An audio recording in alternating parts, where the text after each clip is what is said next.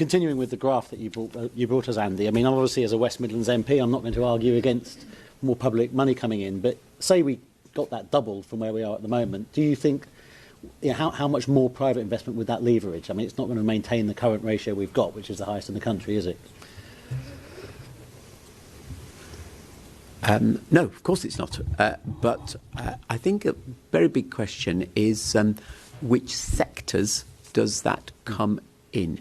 Because if you look at our private investment, it's also very concentrated in certain sectors. So in a sense, being unimaginative in answering this question, because making the same point again, we have got to, for the resilience issue, to increase our private investment in complementary sectors. Yep.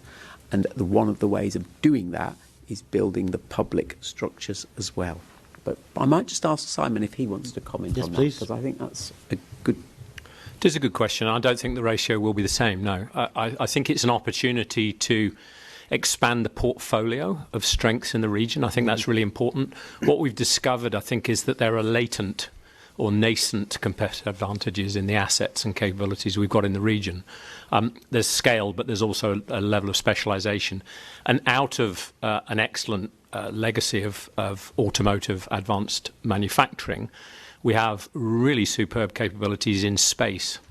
Now, you wouldn't know that if you looked at SIC codes or firms. You would only see it if you really did a fairly good diagnostic on the assets and capabilities and skills that are held within automotive and the contractors that work with automotive. So by bringing public sector R&D to, again, pivot, to shift some of that manufacturing focus onto either creative and or space and or, for example, life sciences, where some of those skills are really needed, and use those skills to boost those areas, we're almost bringing about an accelerated shift to new areas and emerging industries, and that's where public money can be catalytic.